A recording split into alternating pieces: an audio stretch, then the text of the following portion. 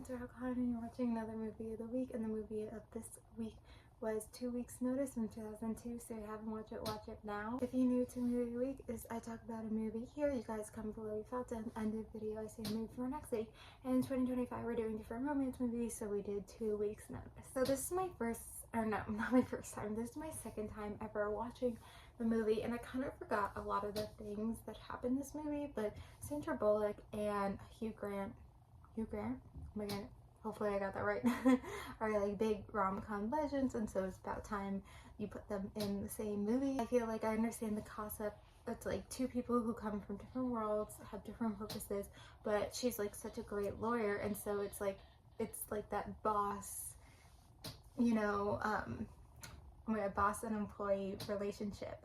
And I feel like that's a trope that should be in more rom-coms, so we don't see in rom-coms, but I feel like it's a lot different than like what you think it would be. Like if there's like, I'm sure there's so many like romance books that are like the boss employee thing, and there's like a lot of tension, like heat, and you're like oh my god, it didn't feel like hot and heavy in that way where it's like we shouldn't be doing this kind of thing.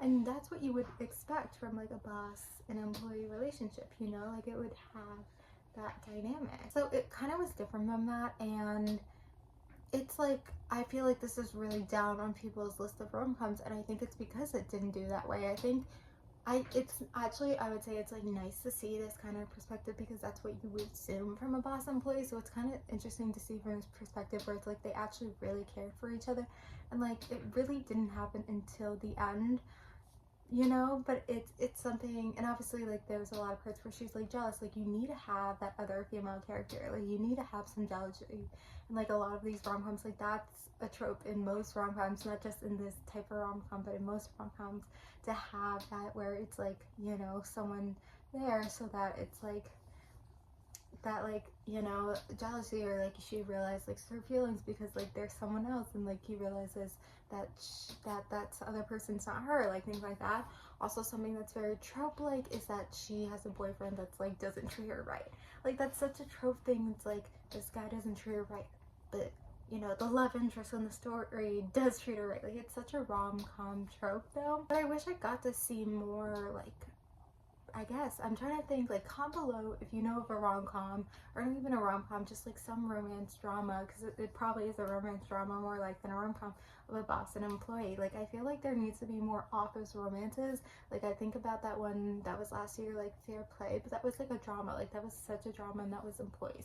But I feel like there's something dynamic about being a boss and employee, and this like like it was more so like it was taking over her life. Like she didn't have a life because he would like nonstop call her, like all this stuff, and so it didn't feel like there was like the issues of like, do they have feelings for each other? Like no, it feels like something that they kind of discovered like more close to the end, where it's like they just can't, like, you know, they miss each other. So it's something where it's like I actually feel like they don't have a lot of chemistry together. Like they don't make that much sense to each other.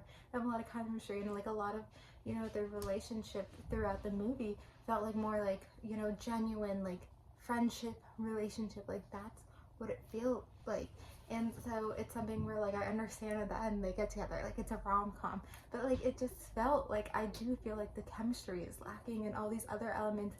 And you know, even though I say it's so different than, you know, what you would think this trope would be, like again, it's like nice to see it, but it's like it still maybe doesn't feel right because it's not the right trope. And so I feel like a lot of the movies I've been doing here, especially the ones that are rom-coms, I'm talking about the things they do well and all this stuff, but sometimes you get these rom-coms where, you know, the concept's good and the movie's good, and I'm sure I'm gonna rewatch it in the future, and I feel like it's a lot different than the other rom-coms.